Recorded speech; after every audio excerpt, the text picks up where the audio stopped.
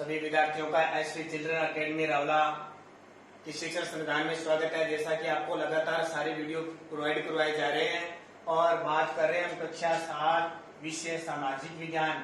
वैसे ही हिंदी, अंग्रेजी, गणित सारे के विषयों तो आपको ऑनलाइन मिल रहे हैं ना, सारे आप पढ़ रहे हो। बढ़िया तरीके से पढ़ते रहना सारी चीजें, क्योंकि कई दिनों बाद आपका टेस्ट भी होगा और कुछ दिन बाद स्कूल भी लग जाएंगे, तो आपको ऐसे याद होगा कि नहीं होगा, आपको सारे पढ़ते रहना किताब के अंदर, ठीक है। तो कक्षा 7 के विद्यार्थी पहला पाठ चल रहा है हमारा। पहले पाठ का नाम आपने देख लिया, हजारों वर्षों के दौरान हुए परिवर्तन। हजारों वर्षों के दौरान क्या परिवर्तन हुए हमारे देश के अंदर, किस किसने राज किया, कैसे आर्थिक स्थिति थी, कैसा समाज था, सारा पढ़ेंगे। और आज पाठ नंबर 5 लास्ट पाठ लेके आए हैं, उसमें हम क्या पढ़ने वाले हैं देखो। समय और इतिहास के कालखंडों पर विचार करेंगे। आज लास्ट है, उसके बाद में प्रश्न उत्तर भी इसके करेंगे।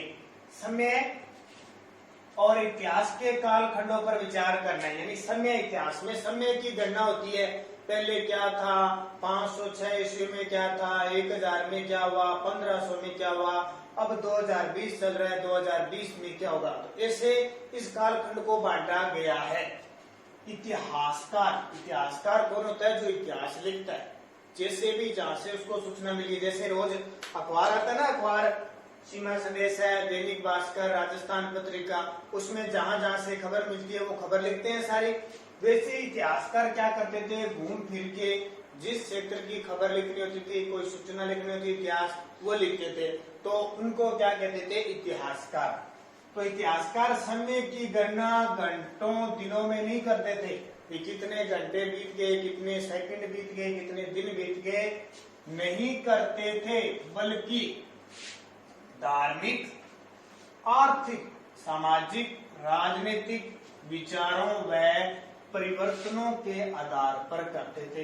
यानी किस क्षेत्र में धार्मिक परिवर्तन हुआ है, जैसे कौन सा धर्म आ गया, हिंदू, मुस्लिम, अंग्रेज, कौन आ गए, आर्थिक स्थिति कैसी है उस क्षेत्र में, राजा कितने का काम कर रहा है, प्रजा कितनी खुश है, कितना का कर आ रहा है, ये सारी बातें। समाज कैसे बदल रहा है, कैसी कैसी समाज में कुरीतियां हैं, समाज में रीति रिवाज क्या है, और राजनीति कौन कौन राज कर रहा है, इन विचारों पर लिखते हैं। वो राजा आ गया, कभी अशोक आ गया, कभी महाराणा प्रताप आ गया, ऐसे विचारों और परिवर्तनों के आधार पर करते हैं, ठीक है। इतिहासकार जो कुछ आ गया, अब किसी इतिहासकार के मन में आ गई कि मैं तो महाराणा प्रताप के बारे में लिखूंगा, तो वो सारा लिखेगा, कब जन्म हुआ, कब उसने युद्ध किया, कब उसकी मृत्यु हुई। कोई दूसरा इतिहासकार कहेगा मैं तो प्रधानमंत्री नरेंद्र मोदी पर लिखूंगा, तो वो कब जन्म हुआ, कब मुख्यमंत्री बने, कब प्रधानमंत्री बने, सारे लगेंगे, ठीक है।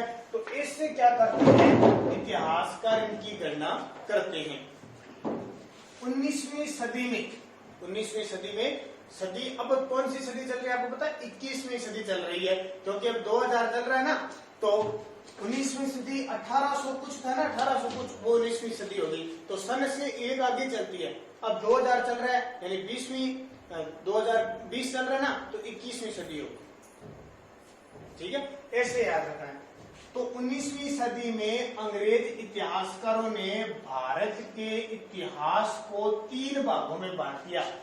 अंग्रेज जो थे ना, उनके इतिहासकार भी थे, अलग अलग देशों के, अलग अलग महाद्वीपों के इतिहासकार होते हैं। उन्होंने जो भारत का इतिहास है ना, उनको 3 भागों में बांटा। कैसे बांटा उन्होंने कहा पहले हिंदू राज करते थे ना, पहले अशोक है, चंद्रगुप्त मौर्य, जैसे आप सीरियल देखते हो बड़े बड़े। मुस्लिम बाद में कौन आए, मुसलमान आगे, अकबर है, औरंगजेब ऐसे। फिर आगे अंग्रेज, ब्रिटिश यानी अंग्रेज आगे, और अंग्रेजों ने तो भारत को पूरा ही गुलाम बना लिया, सारा कुछ लूट के जाएंगे, होता है ना। तो इन्होंने 3 भागों में बांट दिया, हिंदू, मुस्लिम और ब्रिटिश। अब हमारे जो भारतीय इतिहासकार है, हमारे इतिहासकारों ने भारतीय इतिहास को, हमारे देश के भी तो इतिहासकार है, उन्होंने हमारे देश के इतिहास को काल क्रम के अनुसार भी 3 भागों में बांटा है।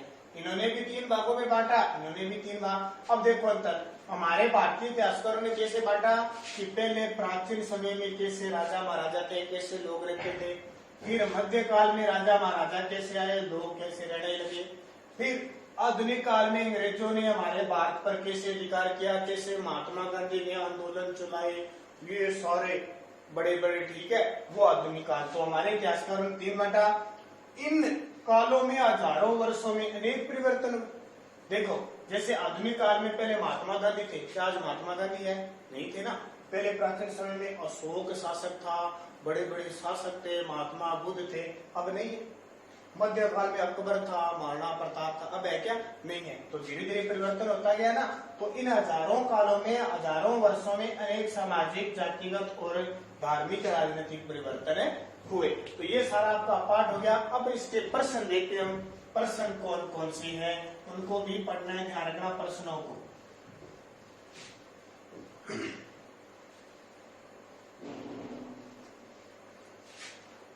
तो देखिए प्रश्न कौन कौन से हैं। इस पाठ के प्रश्न, पूरा पाठ हो चुका है, फिर से याद करें। अतीत में विदेशी किसे माना जाता है? विदेशी किसको कहते हैं? पढ़ के ला रहे।